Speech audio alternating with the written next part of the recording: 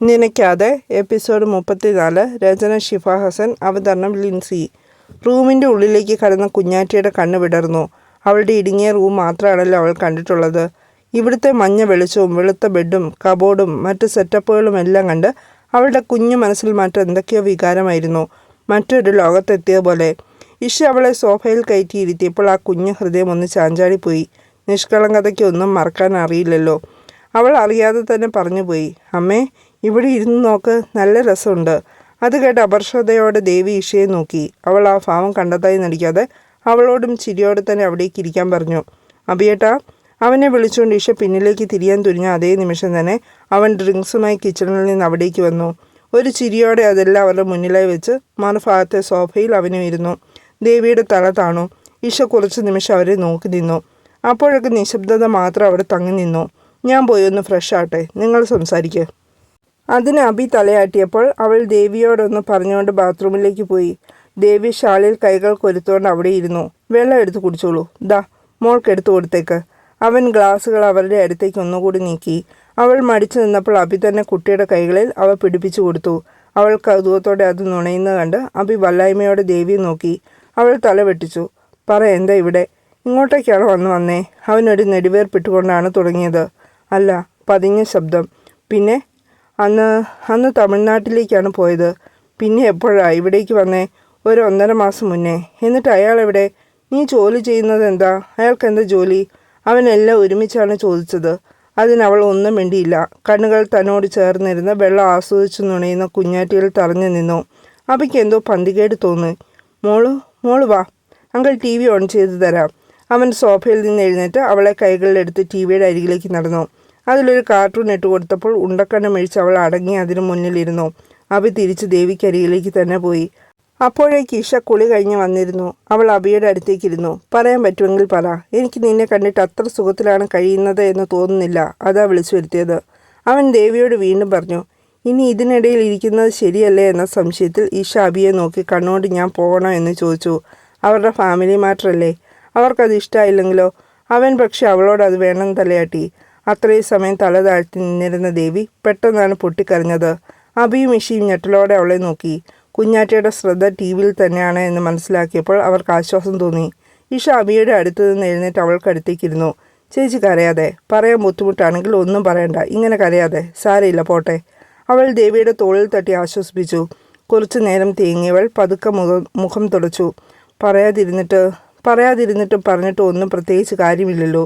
പറഞ്ഞാൽ ചിലപ്പോൾ ഒരു സമാധാനം കിട്ടിയേക്കും. ഞാൻ പറയെല്ലാം, അവൾ പറഞ്ഞു തുടങ്ങി. അവൾക്കായി കാതോർത്ത് അഭിയും ഇഷയും ഇരുന്നു. അഭിക്ക് അറിയുമായിരിക്കും, ഞാൻ പഠിച്ചത് തൃശ്ശൂരായിരുന്നല്ലോ. വീട്ടിൽ നിന്ന് മാറി നിന്നാൽ അമ്മ ഒറ്റയ്ക്കാകുമെന്ന് അറിയാമെങ്കിലും ഒരു നല്ല ജോലി എനിക്ക് അത്യാവശ്യമായിരുന്നു. അത്രയും കാലം അമ്മ കഷ്ടപ്പെട്ടാണ് എന്നെ വളർത്തിക്കൊണ്ട് വന്നത്. എനിക്കൊരു ജോലി കിട്ടുന്നതോടെ അത് അവസാനിക്കുമല്ലോ എന്ന് കരുതിയാണ് അങ്ങോട്ടേക്ക് മാറിയത് തന്നെ. 1-ാം വർഷത്തിൻ്റെ ഏകദേശം പകുതിയായപ്പോഴാണ് അയാളെ പരിചയപ്പെടുന്നത്. ക്യാമ്പസിൻ്റെ അടുത്തുള്ള ഒരു കടയിൽ നിൽക്കുന്ന ആളാണ്. ആദ്യം വെറും പരിചയബന്ധമേ ഉണ്ടായിരുന്നുള്ളൂ. കണ്ടാൽ ചിരിക്കും, അത്രമാത്രം. പിന്നെ അയാൾ പ്രണയാഭ്യർത്ഥനയുമായി വന്നു. സ്നേഹം ഇതുവരെ ലഭിക്കാത്തവർ സ്നേഹിക്കപ്പെടാനല്ലേ ആഗ്രഹിക്കുക? അതാണുണ്ടായത്. സ്നേഹം കിട്ടിയിടത്തേക്ക് ചാഞ്ഞു.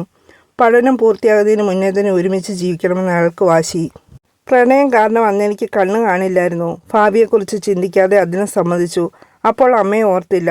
കുടുംബവും ബന്ധങ്ങളും ഇല്ലാത്ത ഒരാൾക്ക് എന്നെ അവർ വിവാഹം കഴിച്ചു കൊടുക്കില്ലെന്ന് ഉറപ്പുണ്ടായതുകൊണ്ട് എനിക്ക് വേണ്ടി കഷ്ടപ്പെടുന്ന ആ പാവത്തിനെ ഓർക്കാതെ 18 വയസ്സായ അന്ന് അയാളുടെ കൂടെ ഞാൻ ഇറങ്ങി പുറപ്പെട്ടു. വെക്കേഷന് നാട്ടിലേക്ക് വരാതിരുന്നപ്പോൾ അമ്മ കോളേജുമായി ബന്ധപ്പെട്ടപ്പോഴാണ് മാസങ്ങൾക്ക് മുന്നേ പഠനം നിർത്തിയ മകളെക്കുറിച്ച് അവർ അറിയുന്നത്. ദേവി ഏങ്ങിക്കരഞ്ഞു. അതെങ്ങനെ നീ അറിഞ്ഞു? അഭിയാണ്. കുറച്ച് മാസങ്ങൾക്ക് മുന്നേ ഇപ്പോൾ നിങ്ങളെ കണ്ട പോലെ എൻ്റെ കൂടെ പഠിച്ചൊരു കുട്ടിയെ കണ്ടിരുന്നു. അവളാ പറഞ്ഞത്. ഓ, എന്നിട്ട്?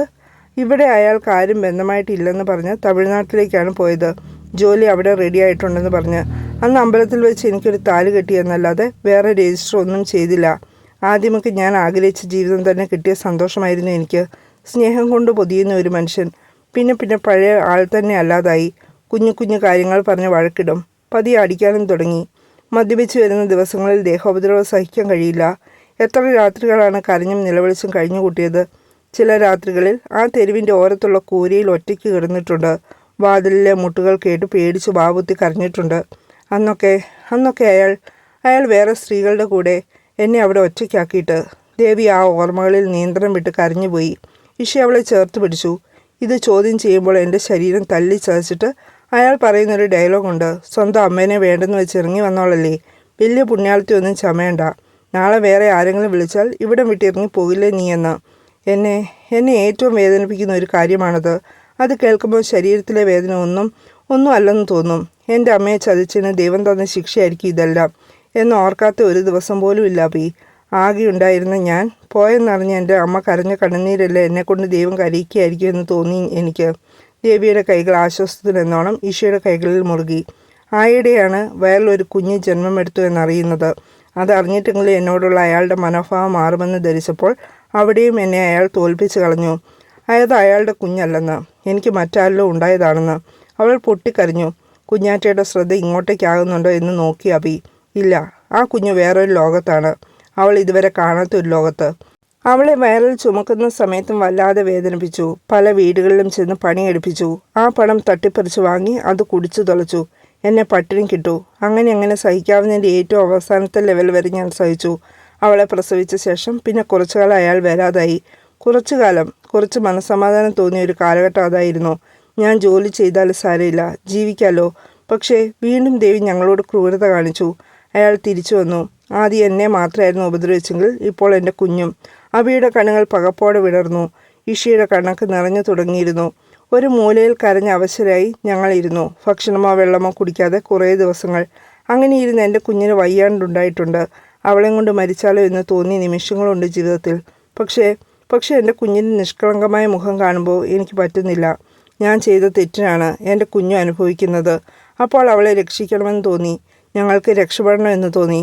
അതിനാദ്യം ആ സ്ഥലത്ത് നിന്ന് പോരണം. അല്ലെങ്കിൽ എന്നെങ്കിലും അയാളെപ്പോലെ ഒരുപാട് രാക്ഷസന്മാർക്കിടയിൽ ഒരുപക്ഷെ ഞാനും എൻ്റെ മോളും ഒരു ജഡമായി മാറും. അങ്ങനെ ചിന്തിച്ചുകൊണ്ടാണ് അവിടെ നിന്ന് ഇങ്ങോട്ടേക്ക് പോരാൻ തീരുമാനമെടുത്തത്. അപ്പോൾ രണ്ടുപേരും ആകാംക്ഷയോടെ ദേവിയെ നോക്കി. ഒരു രാത്രി കയ്യിലുള്ള കുറച്ച് പണവും ഇടാനുള്ള ആകെയുള്ള 3 വസ്ത്രങ്ങളും എടുത്തിറങ്ങിയതാണ് അവിടെ നിന്ന്. എങ്ങോട്ടേക്ക് എന്നൊരു ലക്ഷ്യമുണ്ടായിരുന്നില്ല. എങ്ങനെയായാലും നാട്ടിലേക്കില്ല എന്ന് ഉറപ്പിച്ചിരുന്നു. പറ്റില്ലായിരുന്നു എനിക്ക് നിങ്ങളെ ആരെയും ഫേസ് ചെയ്യാനുള്ള കഴിവില്ലായിരുന്നു. ഒരുപക്ഷെ ആരെങ്കിലും എന്നെ കണ്ടാൽ കല്ലെടുത്തെറിയുമായിരിക്കും, അവജ്ഞയോടെ നോക്കുമായിരിക്കും, എന്നെ അടിക്കുമായിരിക്കും. ഞാനതെല്ലാം അർഹിക്കുന്നുണ്ട്. രാവും പകലൊന്നുമില്ലാതെ എന്നെ വളർത്താൻ കഷ്ടപ്പെട്ട ഒരമ്മയെ വേദനിപ്പിച്ചിട്ട് ഇറങ്ങിപ്പോയവളെ പിന്നെ ആരും പൂവിട്ട് പൂജിക്കില്ലല്ലോ. അവളുടെ ചുണ്ടിൽ തന്നോട് തന്നെ പുച്ഛം നിറഞ്ഞ ഒരു ചിരി വിരിഞ്ഞു. ആ വേദനയ്ക്കിടയിലും അങ്ങനെ ഇവിടേക്ക് വന്നുപെട്ടു. അവളൊരു നെടുവീർപ്പിട്ടു.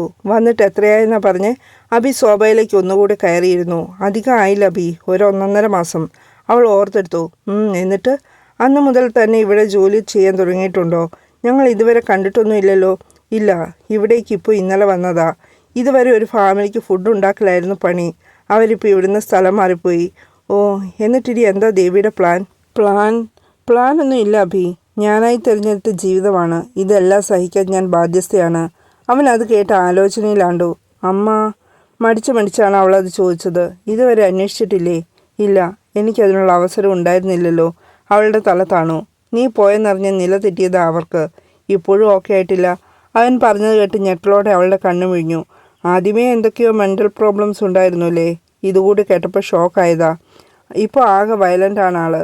അബിയുടെ സംസാരം കഴിഞ്ഞപ്പോൾ തന്നെ അവൾ കരഞ്ഞുപോയി. ഞാൻ ചെറിയ പെൺകുട്ടികളെയൊക്കെ കണ്ടാൽ വലിയ പ്രശ്നം ഉണ്ടാക്കും. എസ്പെഷ്യലി എൻ്റെ സിസ്റ്ററിനെ കാണാൻ ഏറെക്കുറെ നിൻ്റെ ഒരു കട്ടുണ്ട്. അവളെ കണ്ടാൽ നീയാണെന്ന് പറഞ്ഞ് ഭയങ്കര ബഹളമാണ്.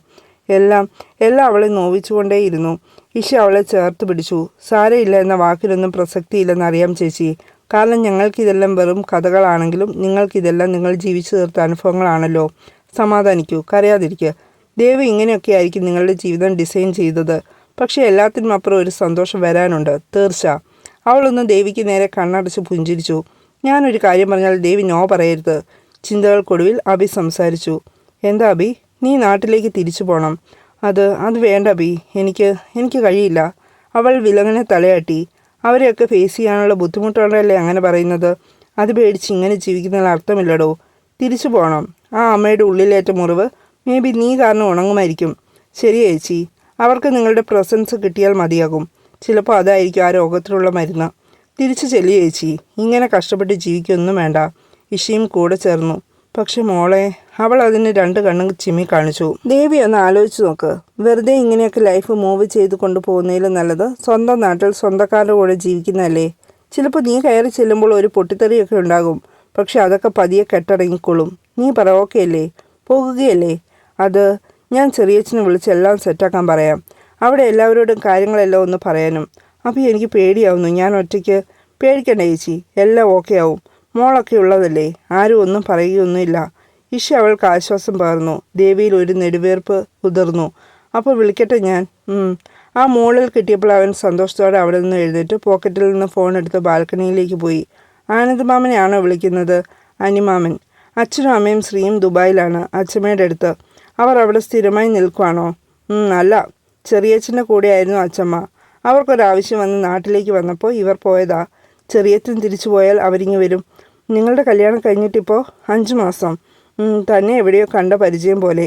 ദേവി ഓർക്കാൻ ശ്രമിച്ചു. ചേച്ചി കാണാനൊന്നും ഇടയില്ല. ചിലപ്പോൾ ഫേസ് കട്ട് കണ്ടു തോന്നുന്നതാകും. ഞാൻ ദേവമംഗലത്ത് നിന്നാ, അഭിയേട്ടൻ്റെ മാമൻ്റെ മോള്. ഇഷ പുഞ്ചിരിച്ചു. ദേവി കണ്ണു വിടർത്തി.